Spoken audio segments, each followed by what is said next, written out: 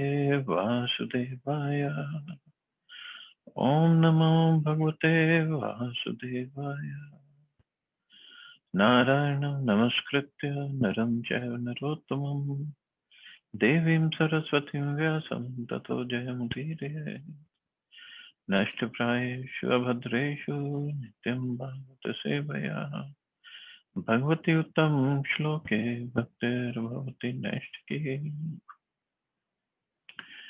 So continuing with the discussion on Srimad Bhagavatam, Canto 4, Chapter 28, Puranjan becomes a woman in the next life. Text number 63 onwards. So we all know the Brahman is speaking to Vedarbhi, or it's a super soul speaking to the soul. Yatha Purush Atmanam Ekam Adarsha Chakshusho Dvidha Bhutam Evekshet Tathaivantar Antaramavayo. As a person sees the reflection of his body in a mirror to be one with himself and not different, whereas others actually see two bodies. So in our material condition in which the living being is affected and yet not affected, there is a difference between God and living entity. It's a nice example. When we see a reflection in the mirror, we see one, we don't see two different people. We see only one, ourselves. But if somebody else is looking at us and the reflection in the mirror, then he sees two bodies. Okay, so let's see what Prabhupada explains. Being affected by the conditioning of matter, Mayavadi philosophers cannot see the difference between the Supreme Lord and the living entity. When the sun is reflected in a pot of water, the sun knows that there is no difference between himself and the reflected sun in the water. Those in ignorance, however, perceive that there are many small suns reflected in each and every pot. As far as the brilliance is concerned, there is brilliance both in the original sun and in the reflection, but the reflections are small, whereas the original sun is very large. Vaishnava philosophers conclude that the living entity is simply a small sample of the original Supreme Personality of Godhead.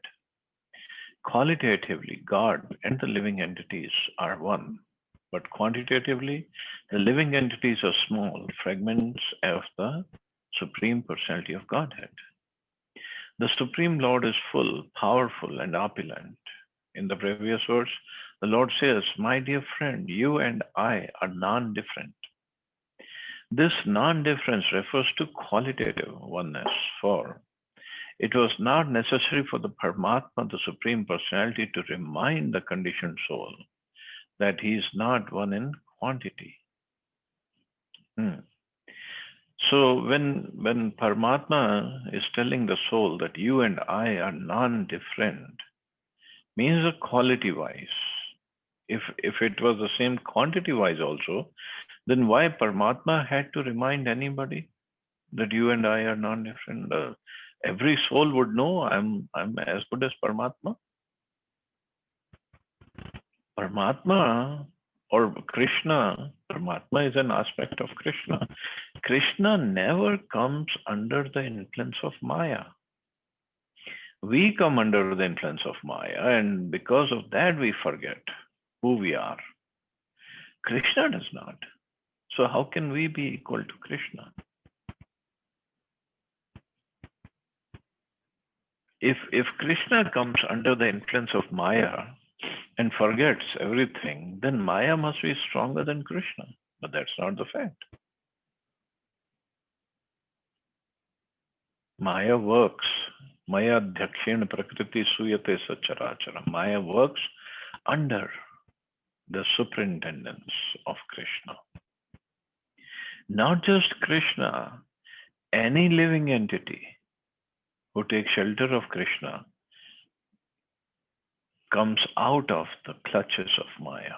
Devi esha gunamai mam maya dhratya. But then Krishna says, Mame vir prapadyante mayam etam tarantite. He gets out of the clutches of then what to speak of Krishna? How can he can come under the control of Maya? So if we think we are equal to Krishna, then that's the biggest illusion actually. So Prabhupada again and again he clarifies this point that we are not equal to Krishna. We are only equal qualitatively, that we both are spiritual.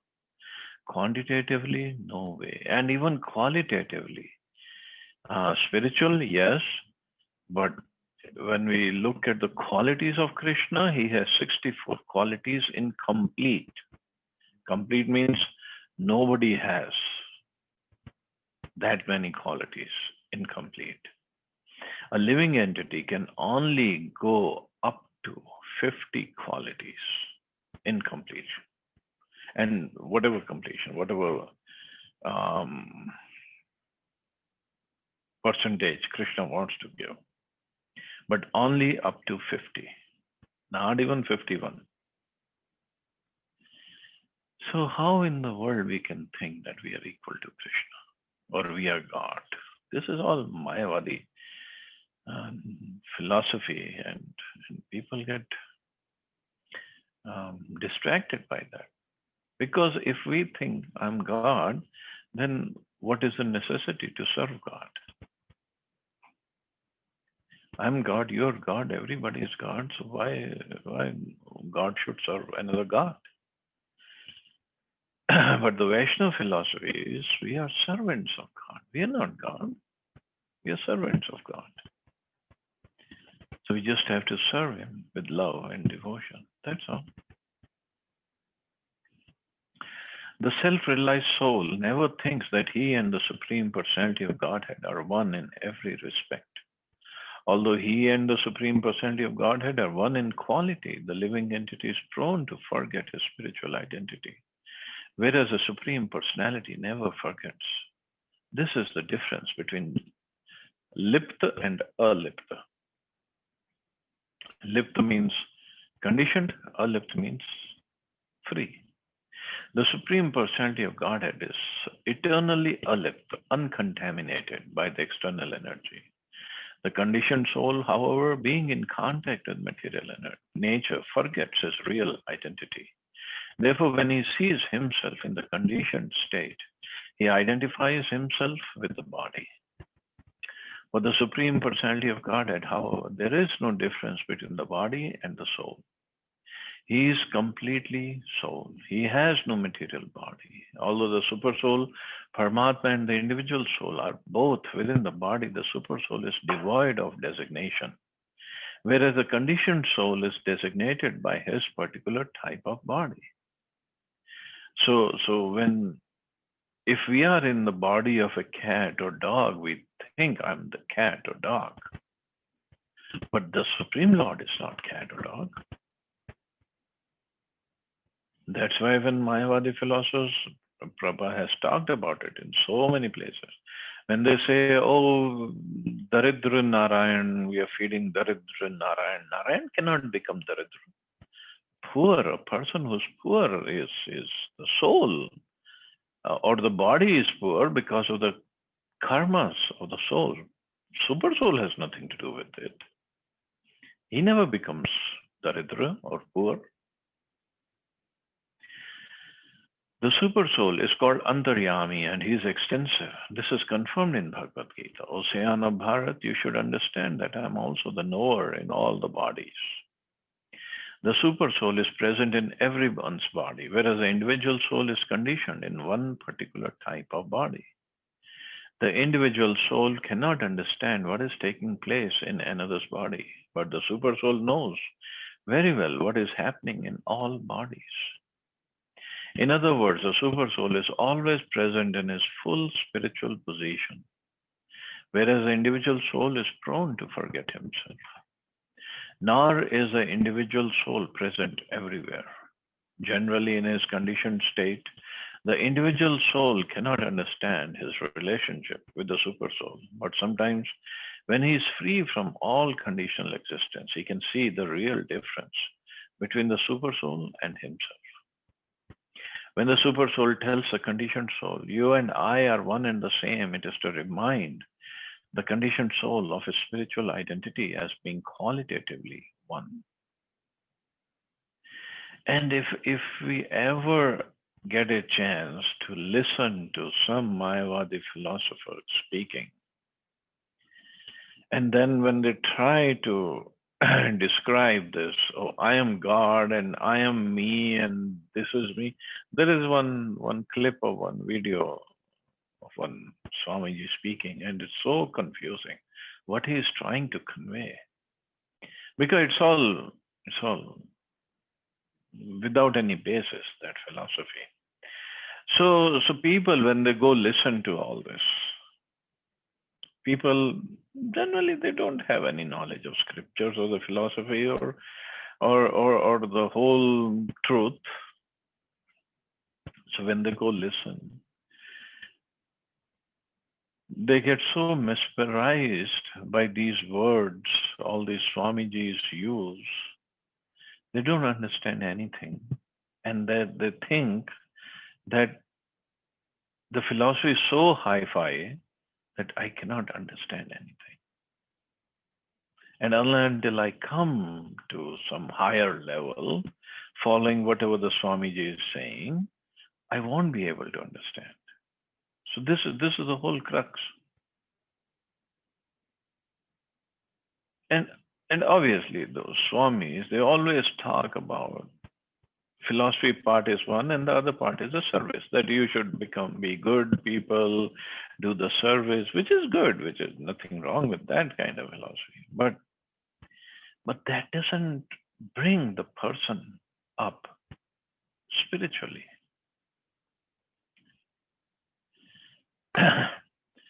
so so that's where they fail. But here, Prabhupada's books, if we read, Prabhupada's lectures, if we listen to, everything becomes crystal clear. Who am I? Who's God? What's our relationship with Him? How to develop that relationship? That's all. But others, if we listen to it, so crazy, so crazy. So Prabhupada gives another example. Fire has different features. There is flame, the sparks, and the smoke. Although these are one in quality, there is still a difference between the fire, the flame, the spark, and the smoke. Living entity becomes conditioned, but the Supreme Personality of Godhead is different because he does not become conditioned at any point. In the Vedas, it is stated, Atma Tatha Prithak Drishta Bhagavan Brahma Sangita. Atma is the individual soul as well as the Supreme Personality of Godhead, who is a seer of everything. Although both are spirit, there is always a difference. In the Smriti, it is said, just as sparks manifest in a large fire, similarly, the small individual soul are present in the big spiritual flame. So Krishna says, all beings are in me, but I am not in them. I'm not in them means as Paramatma he is there, but as Shyam Sundar Krishna is not there. As Shyam Sundar he is there in the heart of his special devotees. That's it. Although all living beings are resting in him, as small fiery sparks rest on a large flame, both are differently situated. Similarly, in Vishnu Puran, it is said, fire is situated in one place, but it distributes heat and light. Similarly, the Supreme Personality of Godhead is distributing his energies in different ways. Living entity is but one of these energies, marginal energy. The energy and the energetic are one in one sense, but they're differently situated as energy and the energetic. Similarly, the Satchidananda form confirmed in Brahma Samhita is different from that of the living entity in both his conditioned and liberated states. Only atheists consider the living entity and the personality of Godhead equal in all respects. Chaitanya Mahaprabhu therefore says, Mayavadi Bhashya Sunile Hai Sarvanash. If one follows the instructions of Mayavadi philosophers and believes that the Supreme Personality of Godhead and the individual soul are one, his understanding of real philosophy is forever doomed. So we are never one, we are never gonna become one. Never. And that is why the common saying when somebody dies, people send messages these days, and they say, "Oh, rest in peace. May the soul rest in peace, or may the soul merge in eternity. May the soul merge in Paramatma," or whatever they say. It's all nonsense. When the soul is so active in the material body, when he has a material body, how can he rest in peace after he leaves the body? No way. When the soul is individual, Lord is there, soul is not going to merge in the Lord. But this is what they say. Oh, आत्मा का परमात्मा में विलय होना ही ultimate है. कहीं से it's not ultimate.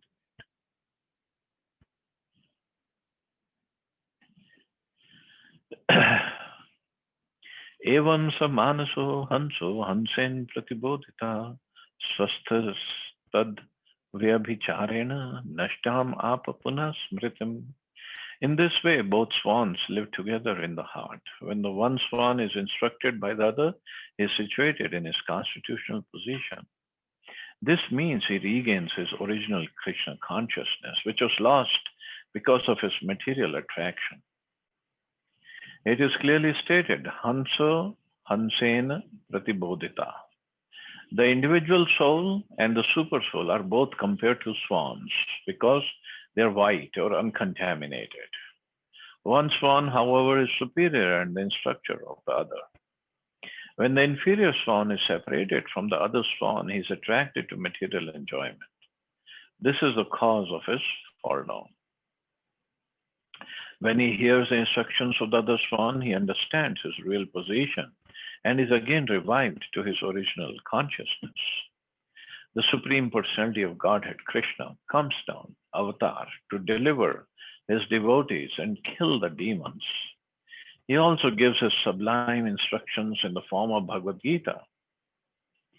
The individual soul has to understand his position by the grace of the Lord and the spiritual master, because the text of Bhagavad Gita cannot be understood simply by academic qualifications. One has to learn Bhagavad Gita from a realized soul. So yeah, it's very good that we are trying to distribute thousands and thousands of Gitas every Gita marathon time. But like Prabhupada says, one cannot understand Gita by studying it on its own, on his own academic qualifications.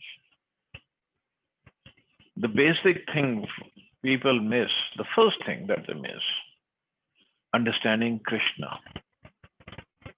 When they start reading Bhagavad Gita and they don't understand the speaker of Krishna and the purpose of Bhagavad Gita, then they miss the whole thing. Then all they can do is interpret in their own way what Krishna wants and who Krishna is. But this is why Prabhupada wrote his commentary on Bhagavad Gita and called it Bhagavad Gita as it is. And from the very onset, he describes why Vedvyasji called Krishna as Bhagwan. Because Vedvyasji in Bhagavad Gita, everywhere he wrote, he did not write Krishna Uvacha. He said Shri Bhagwan Uvacha. So whenever Krishna started to speak, Vedvyasji wrote Shri Bhagwan Uvacha to make us understand for sure that the speaker of Bhagavad Gita is the Supreme Personality of Godhead. Nobody else. And Krishna is the Supreme Personality of Godhead, not an ordinary person. But people, when they try to learn it or try to read it on their own, they miss it. And that's why Krishna says in Bhagavad Gita, just try to learn the truth by approaching a spiritual master, inquire from him submissively and render service unto him. The self-realized soul can impart knowledge unto you because he has seen the truth. So that is important. Thus, one has to select a bona fide spiritual master and become enlightened to his original consciousness. In this way, the individual soul can understand that he is always subordinate to the supersoul. As soon as he declines to remain subordinate and tries to become an enjoyer, he begins his material conditioning. Then he abandons the spirit of being an individual soul or enjoyer. He becomes situated in his liberated state. The word swastha means situated in one's original position. It's very significant in this verse. When one gives up his unwanted attitude of superiority, he becomes situated in his original position. So, unwanted attitude of superiority, that is false ego. Material world, all our education, all our relationships, the work that we do, the friends that we have, or the relatives we have, everybody is pushing us towards being the enjoyer, proprietor, controller. Nobody is telling you become a servant. Krishna says in Bhagavad Gita, and Prabhupada is stressing upon, and because when we give up this unwanted attitude of superiority, then one becomes situated in his original position. And that's the original position. And this is all that we see right now. It's all artificial. The word tadvyabhicharena is also significant, for it indicates that when one is separated from God due to disobedience, his real sense is lost. Again, by the grace of Krishna and Guru, he can be properly situated in his liberated position. These verses are spoken by Srila Narad Muni, and his purpose in speaking them is to revive our consciousness. Although the living entity and the supersoul are one in quality, the individual soul has to pursue the instructions of the supersoul. That is a state of liberation. So Narad Muni is speaking all this to King Prachin Barishat. Barishmam man etadhyatmam parokshena pradarshitam yat paroksha priyo devo bhagwan vishwa bhavana. My dear King Prachin Barhi, the Supreme Personality of Godhead, the cause of all causes, is celebrated to be known indirectly. Thus I have described the story of Puranjan to you. Actually, it is an instruction for self-realization. Wow, then all the allegorical words are explained by Prabhupada now. There are many similar stories in the Puranas for self-realization, as stated in the Vedas. Paroksha priya eva hi deva. There are many stories in the Puranas that are intended to interest ordinary men in transcendental subjects. But actually, these refer to real facts.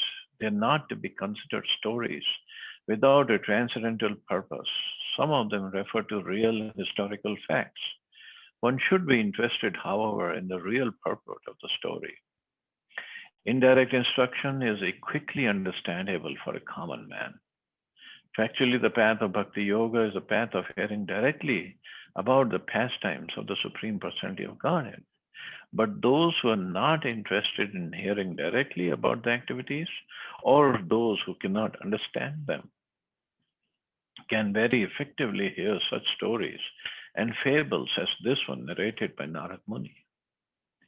The following is a glossary of some of the important words in this chapter. So, Adesh Kari, the actions resulting from sinful activities. Agastya, the mind. Amatya, the governor of the senses, the mind. Arbud, the various types of Shravan and Kirtan of the Supreme Lord's name, quality, form, and so on. Ari, impediments like disease. Bhoga means enjoyment. Bhritya means the servants of the body, namely the senses. So all the terms Prabhupada has described, so you all can read. There are so many terms. Panchal, the five sense objects. Parichada, the total aggregate of the senses. Pura Palak, the life air, Putra, the consciousness, and Vedarvi, the woman who was formerly a man, Puranjan, but took birth as a woman in his next life because too much of attachment to women. Vidarbha Rajasimha, the best of persons who are expert in fruitive activities. Virya, one who has mercy. Yavan, the servant of Yamraj. So there, thus ends the Bhaktivedanta purport. This is 28th chapter. And tomorrow we can start the new chapter, 29, talks between Narad and King Prachin Barhi. So further, more talks will go on. And more instructions, more knowledge, wonderful knowledge will go on. So we'll start 29th chapter tomorrow. See anybody has any questions or comments.